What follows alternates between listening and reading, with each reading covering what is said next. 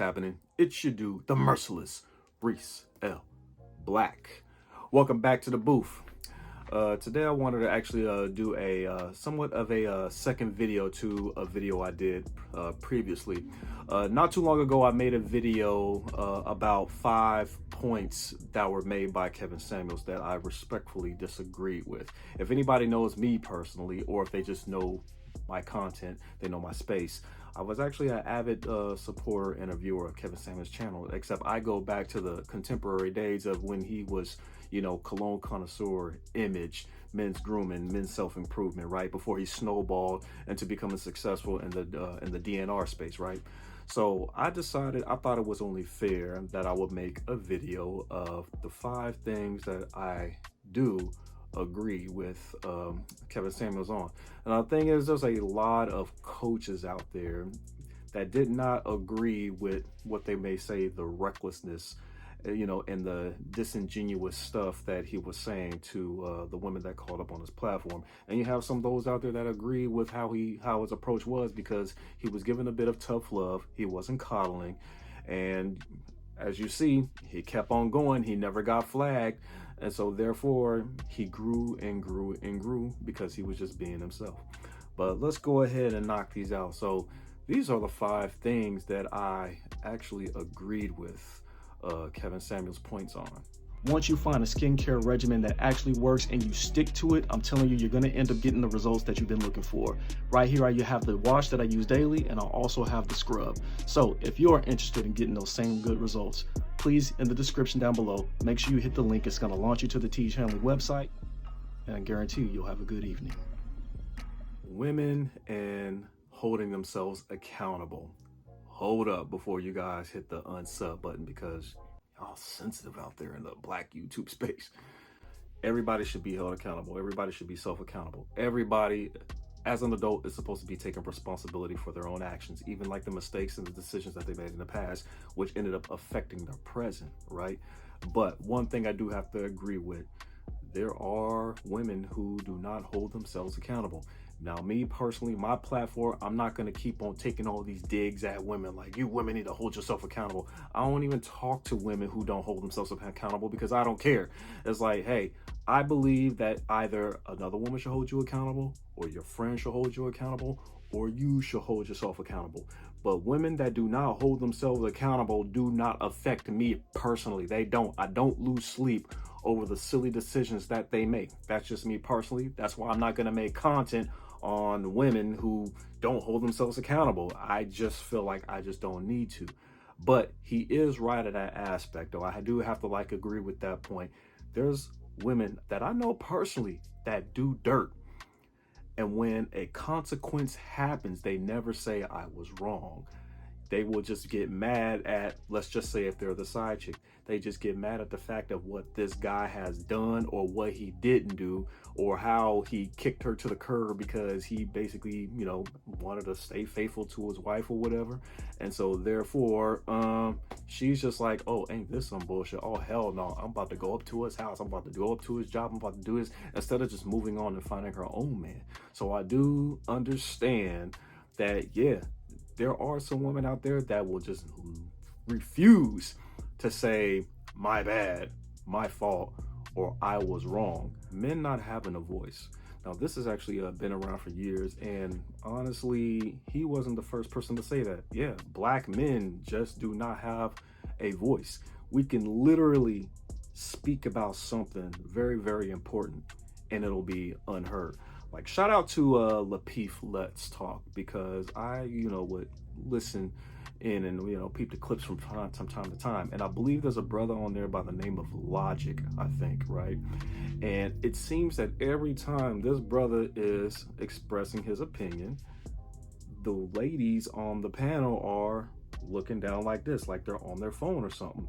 That's total disrespect. How are we supposed to have a voice if we don't even have the eyes and ears, if we don't even have anyone's attention? I mean, the things that we speak on that disturbs us affects us big time, right? Now, granted, some men do have a tendency to complain about the women that they shouldn't even be fucking with. Big time. Like, y'all should have left that girl alone. But the thing is this, sometimes a lot of men are hard-headed, big time. So yes, we do need to be heard. But if you're doing the same thing over and over again, some people are going to give up on you, right? And I get it. You have some men that come into the space already complaining about certain shit, like they don't like the modern women. A lot of these women are not holding themselves accountable and yada, yada, yada. But how many of those men actually had a good woman trying to holler at them, but they didn't want that woman? And I get it. A lot of us men have our preference, right? But some men, we're beginning to be like women now. We have a preference. And yes, the woman has to be bad. And I think social media probably has something to do with that. But the woman has to be super bad. She got to have a D cup. She got to have booty. She got to be able to cook. She got to be able to clean and all that shit. Now, yeah, we got dudes under 25 wanting all this shit. We got dudes under 25 who can barely cook and clean them damn selves, but they expect to have a woman the same age as them to do the same shit. Like y'all both babies damn near to me, you know? But still, I get it. We really don't have a voice. No one listens to us. But the thing is, we need to basically rally around other men and take ourselves seriously. But we got to make sure that dude is really, really serious about what he's talking about, because we got a lot of men out here bullshitting. We be on panels talking about serious shit behind Avatar. So what's the point of having a voice if people can't even take us seriously because they can't see the person that's actually speaking his word? Imagine Malcolm X as just a voice and behind an avatar.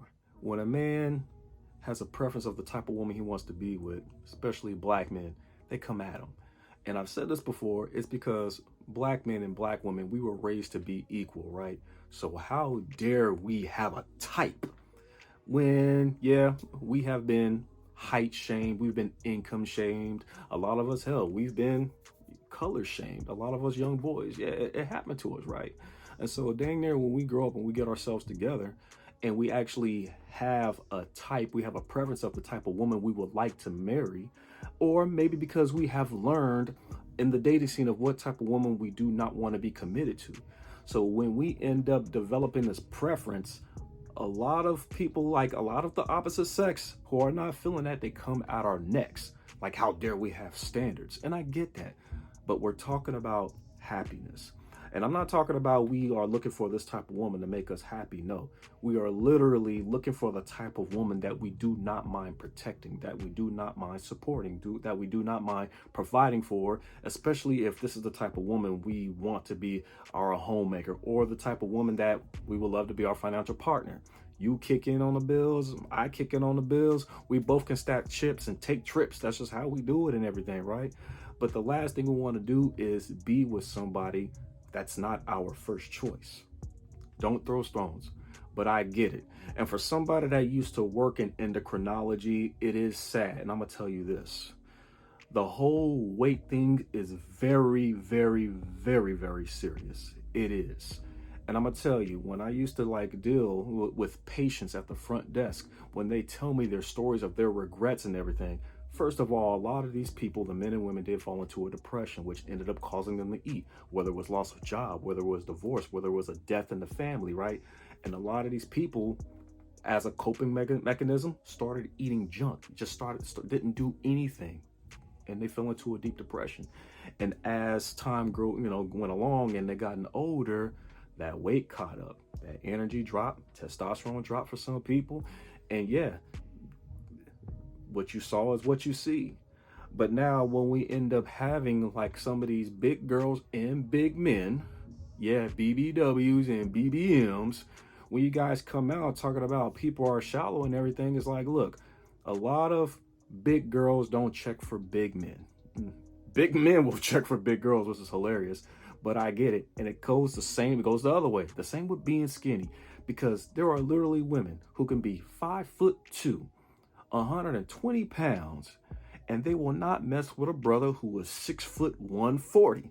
They want a brother that's 180 plus, gotta have a little meat on them, a little huff on them, because they want the sense of protection. They don't want to be, committed to a middleweight. I get that, but yeah, it goes the other way too. So as girls were kind of like, body shaming the men for being too skinny, unless they're like an athlete 6'5" and they play ball or whatever, that's the only exception. But if you are the average Joe and, like I say, you're 6'2" and 130, then they're going to look at that as a problem. It's like, dang, you look like you could get knocked out unless you like are superb in martial arts. But if we're going the other way, a man usually wants to be with a woman he can carry out of a burning house. That is the goal. And if he can lift this 200-pound woman at 5'6", then that's good. Call her thick, call her slim, thick, whatever. But the thing is this, most men, if they feel they cannot pick you up, if they feel that I can't have you sit on my face so I can go ahead and eat the box, it's like 69, I can't breathe, it's just too heavy. And I get it. But we all know that the BBWs still be pulling dudes. It's funny because I see BBWs in more committed relationships than I do see slim girls. That's just reality. That's just how shit is today. I know he will always stress this, but it's serious. And the thing is, he didn't make this up. This has been said for years. And this has been said for years by the women. Waiting to exhale. I remember there was a scene in that movie where I believe it was Whitney Houston's mom who was basically condoned her sleeping with a married man because she didn't want Whitney's character to end up alone like her. That's all it was. Like, she wanted her to be with somebody, right? But this isn't just a woman thing. This is a man thing. I think, a lot of men never do this, and I think a lot of women probably don't do this either. I think a lot of people should sometimes just take a trip to a nursing home to see these people who are like 80 plus living in a nursing home and talk to the men. You actually see the regret in some of these men's faces. They regret that one woman getting away, or they regret just never settling down, right? And then they kind of regret like having a bunch of kids, with all these women, and none of them kids have even came over to like see their dad. They know they have a dad, they just don't care because he wasn't there to raise them. So now they're in this nursing home. Holidays go by every year until you freaking die in this nursing home. So I know that Kevin Samuel stressed that, hey, now you're going to die alone. You guys are making all these silly, irrational decisions. You guys have these super duper unrealistic high standards of the type of man you want, and the clock is not stopping. And the same thing goes on the men end, because I'm gonna tell you something, and some of the men agree. A lot of y'all look at, how old you are and like, damn, and you still remembering what you were like in your frat days at college and everything. But men, we do not want to die alone. It's like, you think the men are bad. I mean, the women are bad. It's like, no, men go through it when we feel like society has neglected us. Have you seen what it looks like at offices for the veterans? Like when they feel like their needs are not met, like medically or whatever, or if they like, got money problems or whatever, they get pissed. They lost limbs for this country. Some of them didn't get married either. So they pretty much just go back home, with a missing arm, with a missing leg. These cats are, like I said, 70s or 80s, and they wish they would have married somebody. They wish they never would have dogged that woman they were with, 20, 30 years ago. And that woman is happily married with a family. But anyways, I just wanted to go ahead and throw that video out there, and y'all know how I do. I'm out this piece. Good evening, Mr. Black.